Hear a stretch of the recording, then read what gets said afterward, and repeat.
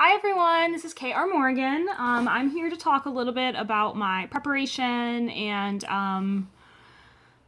ideas and general panic when it comes to NaNoWriMo. So in case you don't know, NaNoWriMo stands for National Novel Writing Month. And basically what that means is you write a novel in 1 month, which is a lot. So basically it just means you write a rough draft of a novel in 1 month. The expectation is not that it's perfect by any means by the time it's done. The expectation is just that it's something that forces you to get the words on the page when maybe normally you wouldn't. So I have an idea, and basically I've learned a lot about my writing process when I've been doing this prepping for NaNoWriMo. So what I did was I was always doing is I was always just kind of starting writing, because I realized if I outlined first, I would just get stuck outlining and I would never get anything done. So what I did when I tried to write this most recent story I've been working on is I just started writing it, and I didn't outline or anything first. And that didn't really work either, because I got about, I want to say about like 30,000 words in and just realized I had nowhere to go.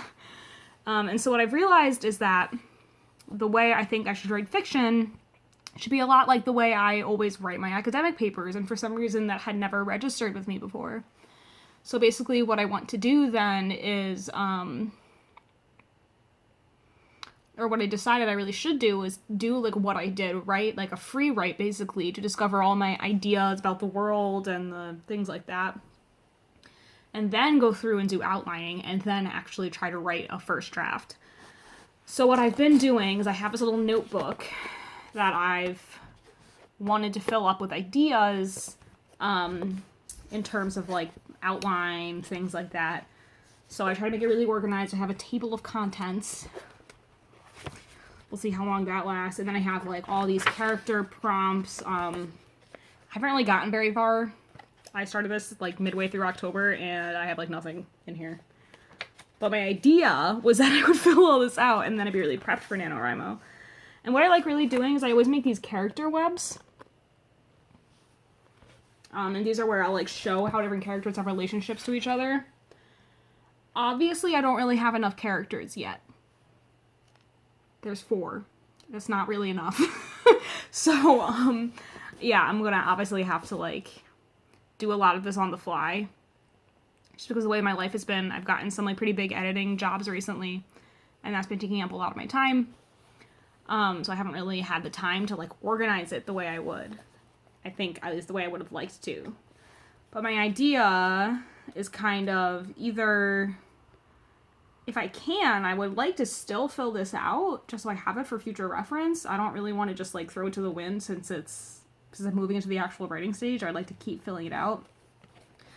But my next plan was to go through and then do a story outline.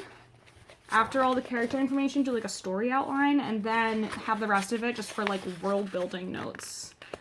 And the world I'm doing for the story isn't very complicated, so it's not going to take up that much space, but it also can just be general, like, ooh, I thought of this or whatever, and I just kind of want to throw it there, just like general note-taking space.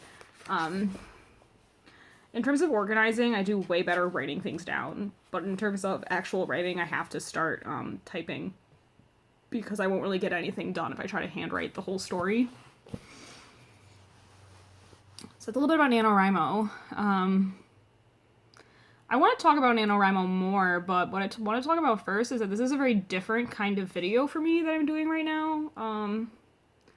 Normally my videos are really planned out. I'll write out everything I want to say beforehand. I'll spend a lot of time like doing makeup, and I think this is my first video without a wig. My hair is dyed, but this is my real hair.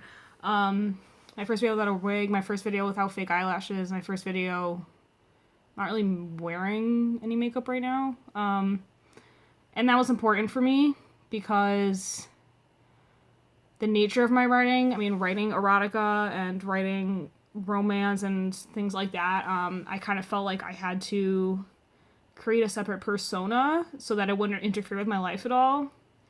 But as I've done more and more of this writing, I realized, that was just another form of, like, hiding and that's not really what I want to do.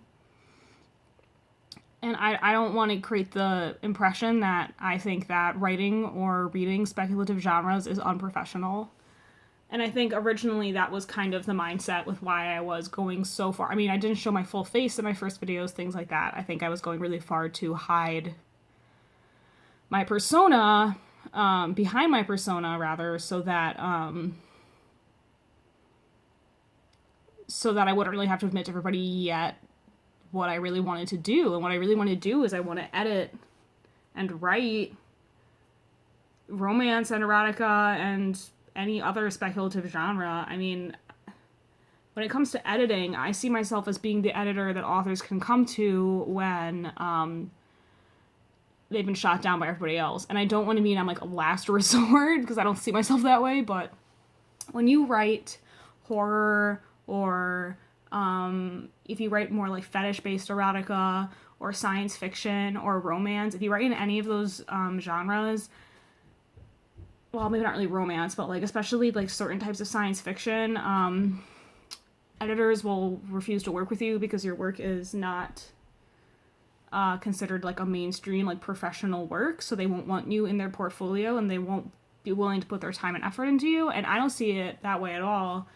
I think every single writer has an important thing to say, and every single genre is important, and every single, different aspect of humanity is something that we should be celebrating and sharing. So I want to look at everybody's work and get the most out of it, help them to get the most possible out of it.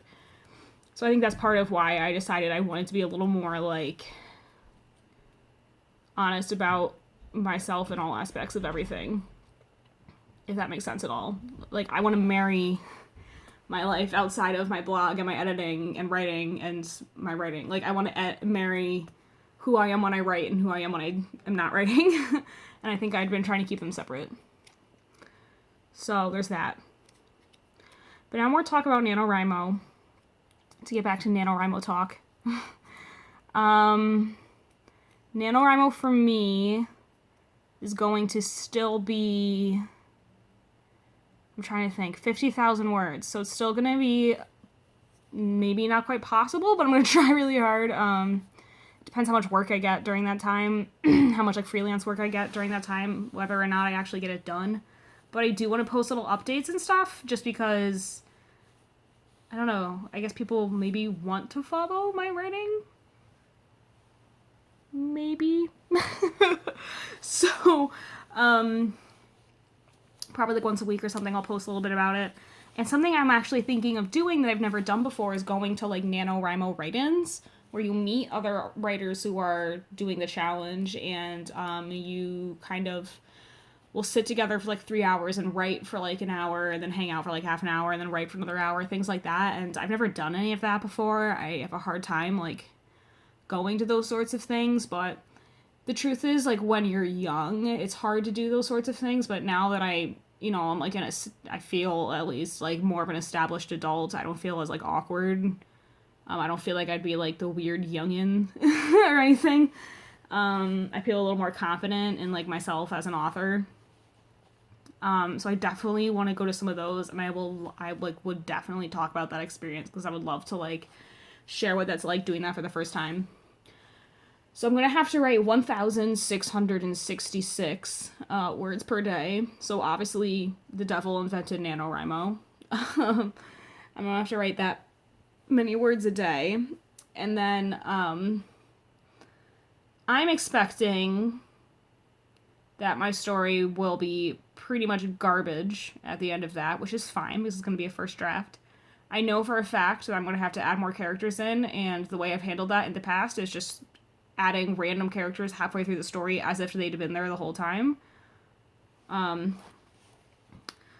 Which, I don't really know how else I would do it, but that's how I've done it. Or I'll I'll write things that I want to like actually go back and put earlier in the story, like things like that, just so I don't stop. And that's the beauty of NaNoWriMo, is that it keeps you from stopping. So like, I think if I wasn't doing NaNoWriMo, if I got halfway through the story and I was like, oh crap, I need to add a character, I would just stop and like start over. And at that point I could just see myself writing like the first half of a story like 75 times and never going past that. So that's part of why I like NaNoWriMo. I did try to do NaNoWriMo in July. I tried to do Camp NaNoWriMo, and that didn't happen. And I don't know why, because all I was doing was working, not even full time. So that's what was happening then. But I'm like much more confident in my drive, at least right now. If I don't get it done, I don't think it'll be because I just like sat around. I feel like it'll be because I just literally didn't have time. But we'll have to see. I think overestimate myself sometimes, so we'll have to see. Yeah, so I guess other than NaNoWriMo, what's kind of happening for me right now is I am really kind of I just became a level 1 seller on Fiverr. So if you aren't familiar with Fiverr at all, Fiverr is a internet, I don't really like an internet marketplace, basically. So I really like it because they're a mediator between me and a client. So a client will come to me and say, I need you to edit this many words in this amount of time or whatever. And we'll make an offer for them, and I will edit their work for them, and etc. And it will go through Fiverr so that if I deliver their work, I have to get paid, basically. So I like it that reason because there's security there for me. If you are an editor or want to get into ghostwriting, or beta reading, or whatever, I would highly, highly recommend Fiverr. They have a bunch of different services that you can do, like video editing, audio editing, voiceovers, all different sorts of creators, illustrators, graphic designers, whatever. It's an awesome, awesome opportunity for any sort of, like, anybody really who has any sort of marketable skill. So I became a level 1 seller. You start out as basically, like, a beginner seller. And since I've had a certain number of successful orders and I have a high rating and I have never delivered an order late, or I delivered one order late, but that was technology, it wasn't my fault. But since I've never really delivered an order late, I've moved up a level.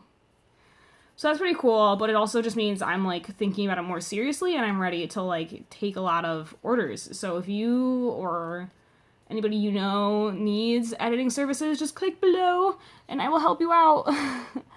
Yeah. This is kind of it for today. I don't want it to be too long because I'm not saying anything particularly exciting, but keep reading and keep loving. Bye. Turn off. Bye.